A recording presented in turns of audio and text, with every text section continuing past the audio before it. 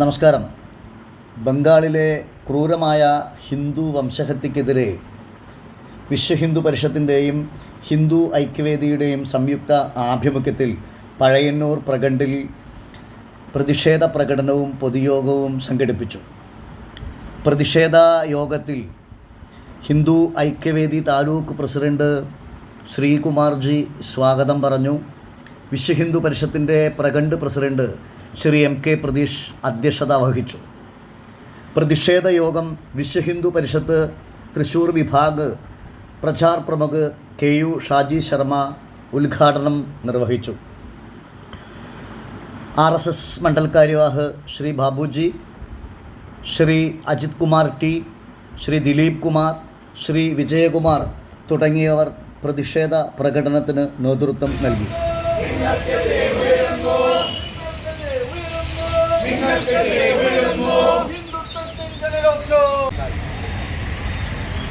ഇന്ന് ഈ ഹിന്ദുവിനെ തെരുവിലേക്ക് ഇറക്കേണ്ട ഒരു സാഹചര്യത്തെ സംബന്ധിച്ച് അധ്യക്ഷനും സ്വാഗത പ്രാസംഗികനും ഇവിടെ സൂചിപ്പിച്ചു കഴിഞ്ഞു.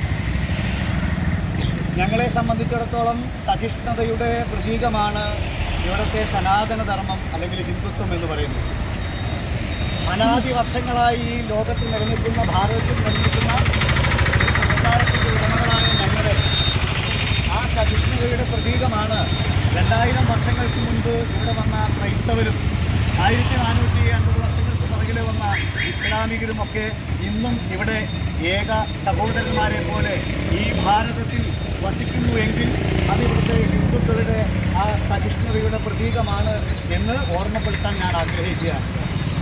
അങ്ങ് ബംഗാളിലായാലും ഇന്ന് കേരളത്തിലായാലും ലോകത്തിൻ്റെ ഏത് മൂലയിലായാലും ഭീകരവാദികളുടെ പേരിന് ഒറ്റ രൂപമേ ഉള്ളൂ, ഒരു ഭാവമേ ഉള്ളൂ.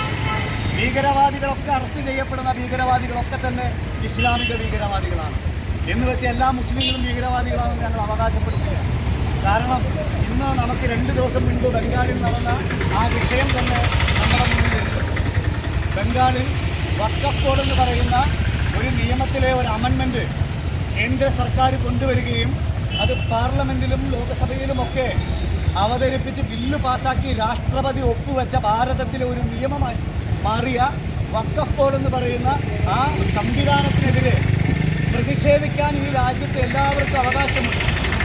പക്ഷേ വഖഫ് ബോർഡിനെതിരെയുള്ള പ്രക്ഷോഭത്തിൻ്റെ പേരിൽ, പ്രതിഷേധത്തിൻ്റെ പേരിൽ, അല്ലെങ്കിൽ സർക്കാരിനെതിരെയുള്ള പ്രതിഷേധത്തിൻ്റെ പേരിൽ പാവങ്ങളായി കിടക്കുന്ന ഹിന്ദുക്കളുടെ വീടുകളിലും ക്ഷേത്രങ്ങളും കയറി തല്ലിത്തകർക്കുന്ന ഇസ്ലാമിക ഭീകരവാദികൾ, നിങ്ങളൊന്ന് മനസ്സിലാക്കിക്കൊള്ളുക, ഞങ്ങളുടെ സഹിഷ്ണുതയെ ചോദ്യം ചെയ്യാൻ നിങ്ങൾ വെറുതെ ചൊറിഞ്ഞുകൊണ്ടിരിക്കരുത്. ഹിന്ദു എപ്പോഴും സഹിഷ്ണുതയുടെ രൂപത്തിൽ ഈ ഭാരതത്തിൽ പ്രവർത്തിച്ചിട്ടുണ്ട്. നിലനിൽപ്പില്ലാതെ വരുന്ന സമയത്ത് ഹിന്ദു തിരിച്ച് പ്രതികരിച്ചിട്ടുണ്ട്.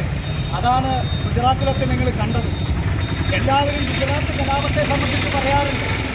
ഗുജറാത്തിൽ കിട്ടിയപ്പോഴാണ് നിലവിൽ കിട്ടിയ കഥയാണ് പറയുന്നത്. പക്ഷെ കിട്ടാനുണ്ടായ സാഹചര്യത്തെ സംബന്ധിച്ച് ഇവിടെ ഒരാളും പറയുന്നില്ല.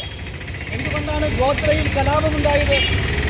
നിരപരാധികളായ ഹിന്ദുക്കൾ, രാമഭക്തരായ ഹിന്ദുക്കൾ അയോധ്യയിലേക്ക് ക്ഷേത്ര ദർശനത്തിന് പോയ ആ ഹിന്ദുക്കളെ അതിനിഷ്ഠൂരമായി 48 പേരെ ട്രെയിനിനകത്തിട്ട് ചുട്ടുകൊന്ന ഇസ്ലാമിക ഭീകരവാദികളെ അവരെയാണ് തിരിച്ച് പ്രതികരിച്ചത്. സ്വാഭാവികമായും ഹിന്ദു പ്രതികരിക്കും. അപ്പം ആയിരക്കണക്കിന് ആളുകൾ മരിച്ചുപോയി, സ്വാഭാവികമാണ്. കാരണം പ്രതിഷേധം അങ്ങനെയാണ്. ഇങ്ങോട്ട് കിട്ടിയാൽ തിരിച്ചു കൊടുക്കും.